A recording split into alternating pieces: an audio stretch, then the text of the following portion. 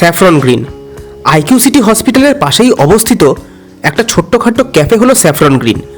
মাত্র 4-5টা sitting arrangement নিয়ে তৈরি এই ক্যাফের উপরের তলা হলো সিটিং এরিয়া এবং নিচের তলা হলো কিচেন এরিয়া। গুগলে 4.1 রেটিং দেখে ঠিক করে ফেললাম আজকের খাদ্য সফর হোক এই জায়গাতেই। তাহলে চলুন ভিডিওটা শুরু করা যাক।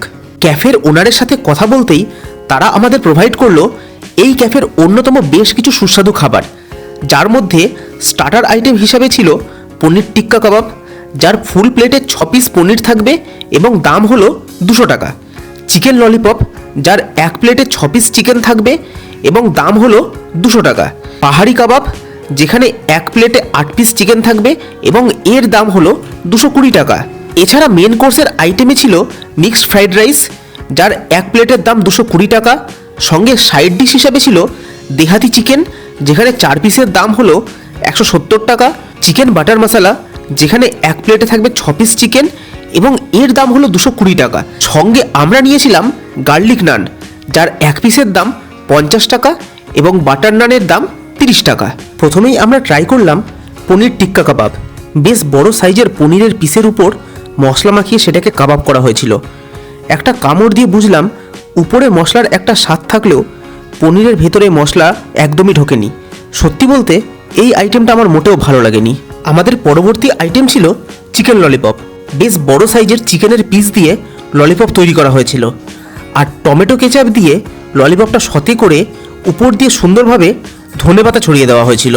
বেশ বড় সাইজের একটা ললিপপ নিয়ে ছাড়িয়ে দেখলাম ললিপপের ভেতরটা ওয়েল বয়েলড এবং ললিপপের যে কোটিংটা রয়েছে সেটা কিন্তু বেশ স্ট্যান্ডার্ড, না বেশি মোটা না একদম পাতলা।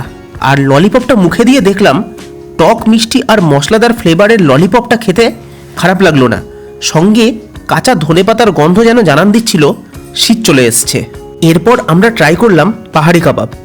ধনেপাতা পুদিনা পাতা সহযোগে বিভিন্ন মশলা দিয়ে বানানো কাবাবটা কিন্তু বেশ নরম ছিল আর মুখে দিয়ে দেখলাম কাবাবটা যেরকম নরম ঠিক ততটাই সুস্বাদু। বিভিন্ন মশলার সঙ্গে ধনেপাতা আর পুদিনা পাতার ফ্লেভার মিশে কাবাবটাকে যথেষ্ট সুস্বাদু করে তুলেছে।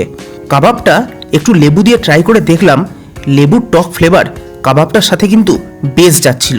এরপর মেন কোর্সের আইটেমে বাটার নান এবং গার্লিক নান দিয়ে ট্রাই করলাম চিকেন বাটার মশলা।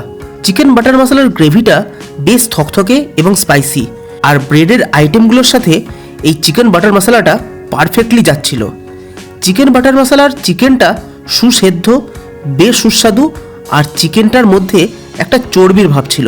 সব কিছু মিশিয়ে এই কম্বোটা ছিল বেশ ভালো। এরপর আমরা ট্রাই করলাম আমাদের আজকের শেষ আইটেম মিক্সড ফ্রাইড রাইস এবং দেহাতি চিকেন। মিক্সড ফ্রাইড রাইসে রয়েছে প্রচুর পরিমাণে ভেজিস, ডিম, চিংড়ি এবং চিকেন।